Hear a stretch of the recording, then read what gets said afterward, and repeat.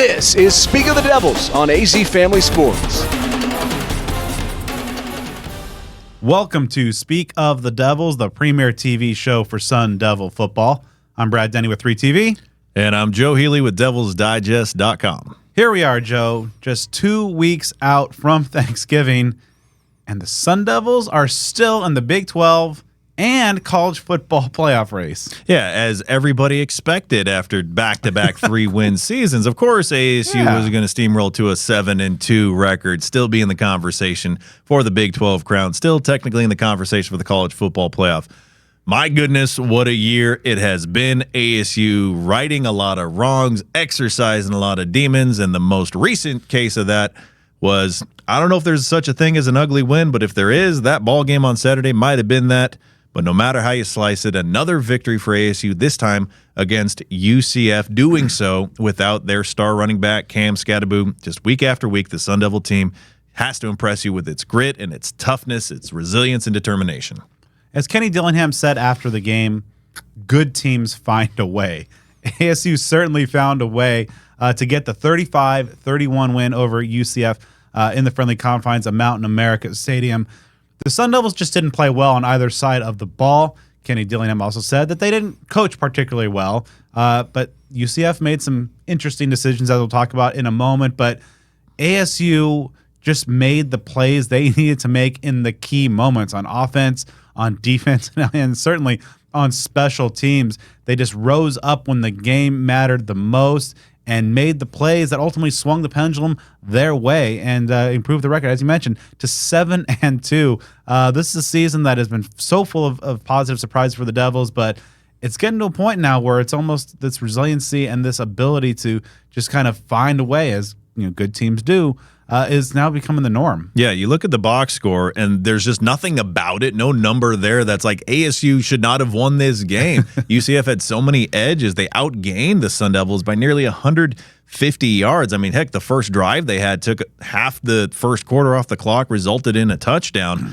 But my momentum would swing ASU's way in a hurry with a crucial, critical blocked punt, scooped up, run back for a touchdown. Martell Hughes with the block. Montana Warren doing a little tightrope back, running it back for 6.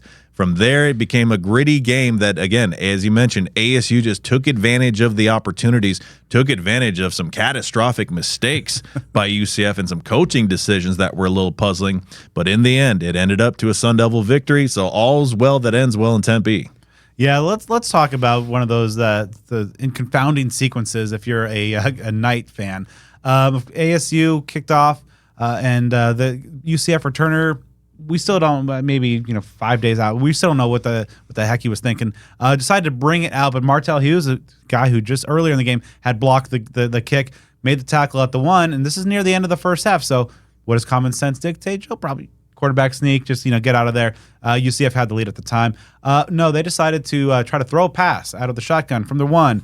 Terrence Welch made the pick, waltzed into the end zone, and all of a sudden, within a span of 9 seconds, ASU has 2 touchdowns on the lead. Yeah, ASU just looked like they were going to go into the locker room at halftime with a smaller deficit. The touchdown earlier by Shimon Mateer gave you some momentum going into the half. ASU tends to do that. They like to score right before the half to either grab momentum or at least mitigate what the opponent has.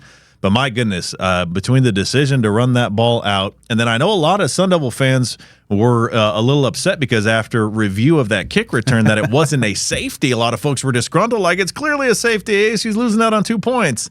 But then everything was corrected. The wrongs were righted because just one play later, you get 6 points. You get 7 points instead of 2.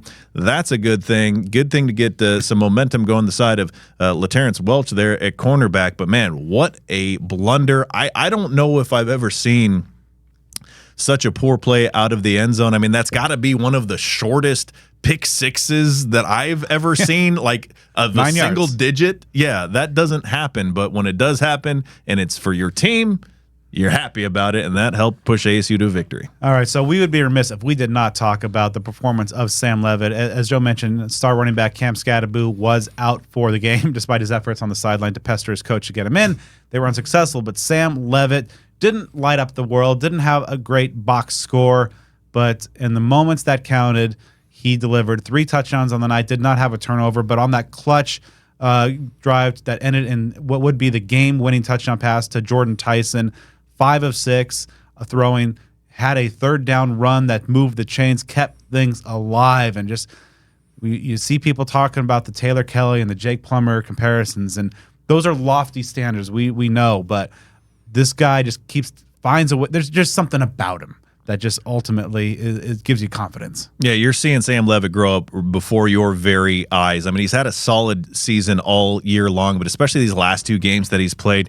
He had a career-high yardage against Oklahoma State, and as you mentioned, he had 161 passing yards, 3 touchdowns, but no interceptions, 16 of 25, pretty efficient day there, completion percentage-wise.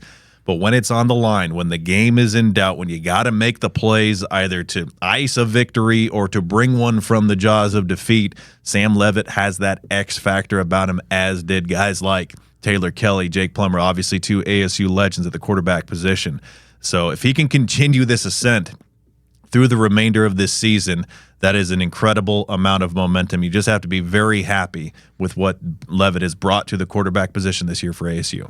Yeah, and the chemistry and rapport that he's been developing with wide receiver Jordan Tyson that started back in spring ball, that's flourished in fall camp, and has really hit its stride over the last 5-6 games or so.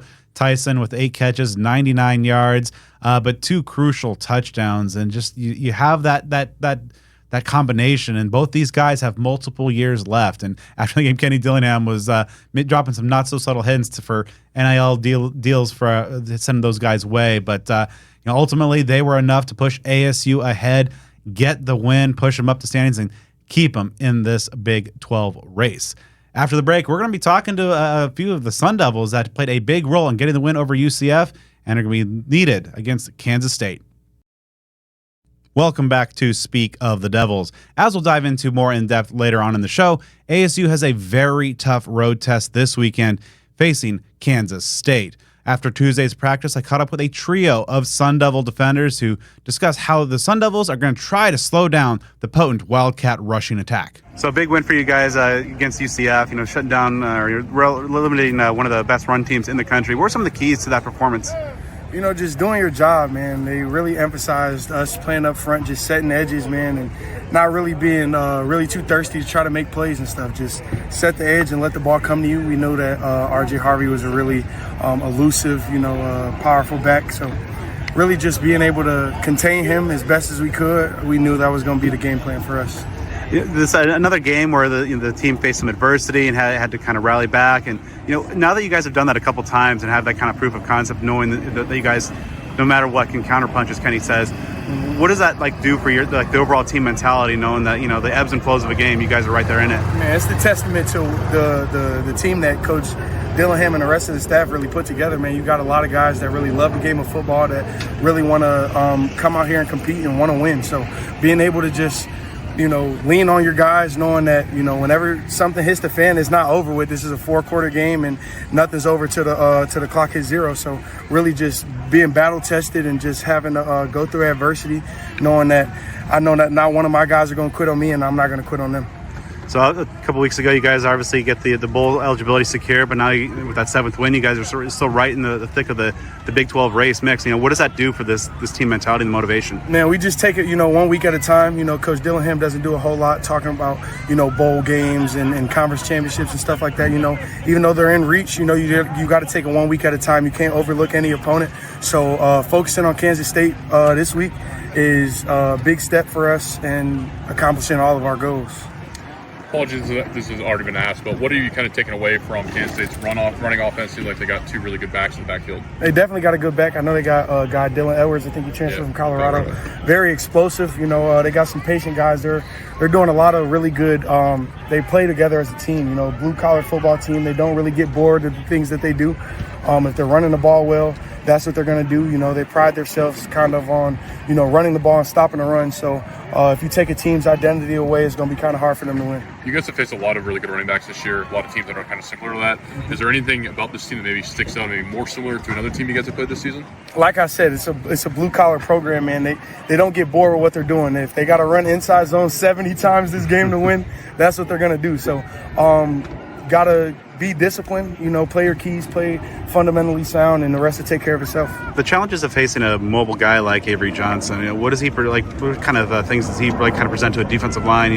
Trying to keep him contained. He's very fast, very good football player.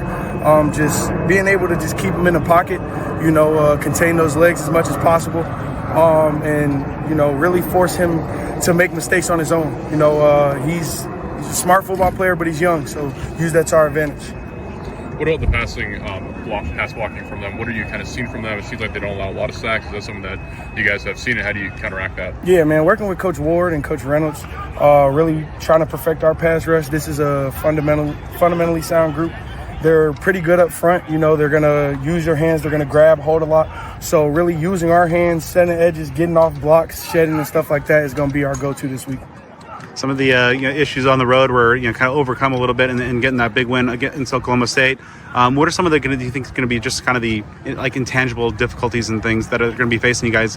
Going up against a really good team, in a hostile environment. We're going into a very loud stadium, like you said, a hostile environment. So we know we're going there by ourselves, and we all we got, we all we need. So basically, being our own cheerleader, bringing our energy for ourselves, man, because we're not going to get a lot of it out there. So we got to bring it for ourselves. All right, so another big win against a high-powered rushing team against UCF. What were some of the keys you thought to the defense's performance, kind of keeping those guys in check? It was just stopping the run, being able to stop the run. D-line specifically, it was just really being able to control your gap, get your eyes right so the linebackers could flow over and fit. That was pretty much the game plan, try to execute the best we could. How does it feel to, have that seventh win under your belt? Obviously checking the box 2 weeks ago with the bowl eligibility, but now you guys have still in the overall Big 12 race. It feels good. No one expected this except the people in our room. So, it's really good to know that, we have a team that believes in each other. And, it's just the same throughout the rest of the season as no one believes in us. 8-point underdogs, I think, going into this game. So it's just really nice to be able to see that the team believes in ourselves and that we have all the confidence that we could go compete for the chip. So, where have you seen kind of the biggest strides in your game, being part of that really effective defensive tackle rotation? I think the biggest strides have just been my run game. I think I've been playing the run really well this season. Just being able to get extension with my hands, play double teams, everything like that. And then Coach Reynolds just evolving my pass rush more. He's just been all around making me a way better player than when I came in. What's it been like, just working with those guys like, CJ and just, that whole guy interior, It's awesome because, CJ's young, but he's basically a vet. He's played a lot of football. And then same with Jeff, Jacob, all of those guys have played a lot of football. And this is my first season of playing like an actual season. So it's really cool to be able to learn from them and pick them apart and see what they see on the field so I could relay it to my game. Looking ahead, obviously, a pretty formidable opponent in Kansas State. Probably a little familiar with them from your time at Texas. What really kind of jumps out to this year's version of the Wildcats? Wildcats, they're always a solid team, really disciplined team. It's never really about standouts for them. It's just that they work together really well as a unit. And so we just have to go in, be disciplined, outwork them, and just play our game. Getting the win over Oklahoma State seemed to be kind of a nice hurdle to you guys were able to overcome, given some of the earlier road struggles. What were some of the lessons that you were able to take away from that win that you're able to maybe to put forward to a very difficult assignment against Kansas State? Start early, because even then, we have the little delay. We didn't start as well, so we just got to start early and get going early. And everybody knows that. We got to get going early. We can't have on the road up in Kansas State. We can't play bad football in the first half. It's just not going. We're not going to be able to get the win. We do that, so we just got to start early, come out with a lot of energy, and I think we'll be successful. Welcome back to Speak of the Devils. ASU's hot streak isn't just limited to what's happening on the field. After the victory over UCF, the Devils landed 3 future commitments in the 2025 and 2026 recruiting classes. Up next is a portion of my conversation with Chance Abels, continuing the Texas to Tempe pipeline. All right, let's start off with the big question here. Why was Arizona State the right place for you? Well, Arizona State, they had kept in contact with me way before I committed to TCU, way after. They were very consistent. Coach Williams, he consistently hit me up. He always told me, once I come down there, I'm going to be a Sun Devil. So eventually I made up they hit me back up after a few people decommitted. I came out there and it was just the new scenery. everything was just brand new to me. The new coaching staff, like Coach Dillingham. So really, just like the coaching staff, the culture they have, like the family feel. That's why I committed to Arizona State. And of course, you were part of a very big recruiting weekend, a lot of visitors, some that have also just decided to join you as a member of the 2025 class. What stood out most? What were some of the things that really kind of, drove home, during your visit, drove home that this was the right place to continue your career? Well, like the game day atmosphere, it was like it's different. All the fans, they really care. Like some had already knew me before the game started, so it was like really, it just felt like home. Coach Dillingham, man, it just coach that dude. He just different. So like we went to Top Golf. He was real into it with my mom. Like they really got a good connection together. Him, Coach Ward. So really, it was just like that family feel. Those are the things that stood out.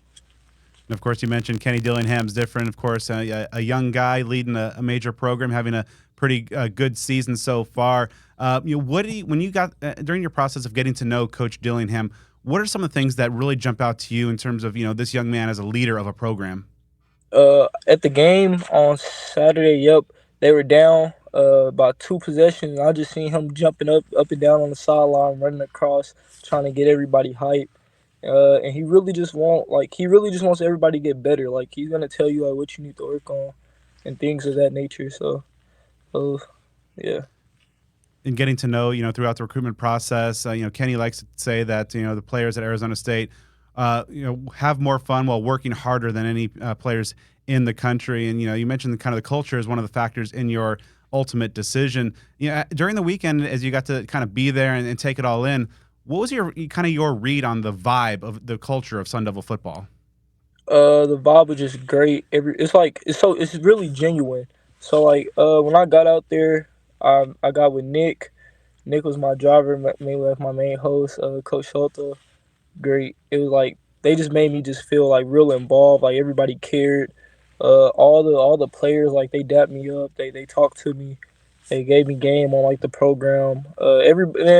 Texas to Tempe, like that is real. Like it's so many people from Texas out there, and y'all just automatically get along and like know each other. Like that's just how it is. So that's really what it was.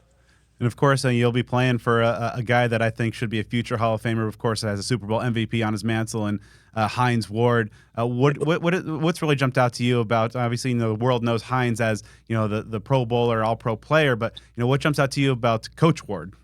Coach Ward, he's genuine. Like he wants to make you a better man, other than like football player. So like he's gonna keep it super real with you. And that's really what it was. Like he's gonna keep it real with you, and like he know what he's talking about. So yeah, he just kept it so real. Like that's what it was. He likes to say, no rock if you don't block. And so obviously, he made a name for himself as not just catching 1,000 passes, but, being the most dominant blocker from the receiver position during his career. How do you view that? Kind of doing that dirty work, the blue collar work that obviously, doesn't go in the box score, but is obviously a big factor in a team's success. Oh yeah. I agree with it. Like that's another reason I committed. In my school right now at Plano East, like I block a lot. Like I take passion to my blocking. Like you see on my film, I got a few pancakes on there. And really just like he takes part of that. Like that was like in my recruiting meeting, that was like the first thing he taught me. Like he was already giving me tips on how to block better, like demonstrating it with me, actually showing me on film. That's really what it was. Like he knows what he's talking about when it comes to blocking. So like I really appreciate that from him. Welcome back to Speak of the Devils. ASU heads to Manhattan, Kansas this weekend to face Kansas State in a showdown of 2 7-2 teams, both of which still alive in the Big 12 championship game race. But on the outside looking in, that makes this ball game a crucial one for both squads. K-State ranks 16th in the college football playoff poll that was just released earlier this week. They are 20th in the AP poll as well. This is a very well-coached program under Chris Kleiman. He's in his 6th year at K-State. He is a winner. This is a football that has a brand. They're a tough team. They run the ball. It's a difficult place to play out there in Manhattan. This is one that even from when the schedule was first released and we're looking at things in the preseason, we circled this game as a real tough out for ASU. Yeah, it might be the biggest uphill climb on the schedule, and this is a conference where every game's kind of at worst like a coin flip. But this is going to be some daunting odds for the Devils against the program that is one of the most identifiable and most reliable identities in the game in terms of just being hard-nosed, physical football, and a very, very noisy and difficult place to play. Yeah, and this team, they've got some talent on offense starting at quarterback, a young one in Avery Johnson, a sophomore. He's got that dual threat thing about him. He can run and throw the ball. The star of this offense, though, DJ Giddens, a 6'1", 212-pound redshirt junior at running back. He very likely will surpass 1,000 rushing yards on the season, perhaps with his first carry of the game. He's at 995 so far this season. He ranks 12th in the nation in both all-purpose yards per game and rushing yards per game, and 22nd in yards per carry. He's a very talented running back. They've got another good one in Dylan Edwards as well, and they've got a receiver by the name of Jace Brown who's very talented. So some weapons there. They really like to run the ball. They are 7th in the nation in yards per carry, 19th in rush offense, so they can do some things on the ground. Defense is going to have its hands full. Now, this is an offense that likes to run the ball, as you mentioned, very physical. You'll see a lot of multiple tight end sets, but that doesn't mean that they can't get reel off big chunks of yardage. They have 24 plays of 30-plus. That's a top 20 in the country, and so they have some explosive weapons, but also they're able to grind down opposing defenses into dust with their physical brand of football over the course of 4 quarters. If you flip it over to the defensive side, very good against the run. They rank 8th nationally in rush defense. They allow under 100 yards per game, 11th in the nation in rushing yards per carry allowed. Some of the headliners there, defensive end Brandon Mott leads the Big 12 in sacks, ranks 2nd in the conference in tackles for loss. He should be a first-team all-conference caliber player, maybe even in contention for the conference's Defensive Player of the Year. Austin Romaine, he ranks 8th in the Big 12 with 7.7 tackles per game, leads Kansas State with 69 tackles on the year. If we're looking at our keys for this ball game, I know that we both agree, got to try to take the run game out of it and put the game on Kansas State quarterback Avery Johnson's arm and shoulder. Yeah, Giddens and Edwards are probably going to get there. So I think it's a matter for ASU's defense to kind of limit that damage to what they can, make sure they're not pulling off huge gains on a consistent basis. And yeah, put it on the quarterback's shoulders. He's still a very talented guy, but also very young, and he's shown a propensity, if you can rattle him a little bit, to make some mistakes. On the other side for ASU, you want to see quarterback Sam Leavitt keep the momentum that he's had, especially over these last couple games. Kansas State does so well against the run. If ASU is going to have success here, it's going to be through the air. I think if you're the Sun Devils and Sam Leavitt, they're going to be keying on the run. They're good at shutting down the run. It's got to be the Sam Leavitt show. We got to see that rapport with Jordan Tyson blossom yet again, and even build upon that. Now, I think that ASU also needs to get off the field on 3rd and 4th downs. Last week against UCF, they allowed 50% conversion rate on both those downs. That's not good enough. I know, Brad, that you're big on ASU forcing a lot of turnovers in this game. For me, this is going to be just a tough one, and I see ASU dropping this game by a score of 31-21 before they come back for a big showdown with BYU. I think ASU is playing with house money. I mean, they're going on the road against a top 20 team, and so I don't think, barring a complete blowout, that anything, a loss is going to set ASU back. It's going to impact the trajectory of this season, of this program, too terribly much, and that's good because I don't think ASU is getting out of Manhattan with the win. 30-24, Kansas State. So, hopefully Joe and I are wrong, and we'll be back next week to admit if we are as we review the game, but also look ahead for ASU's homecoming battle against BYU.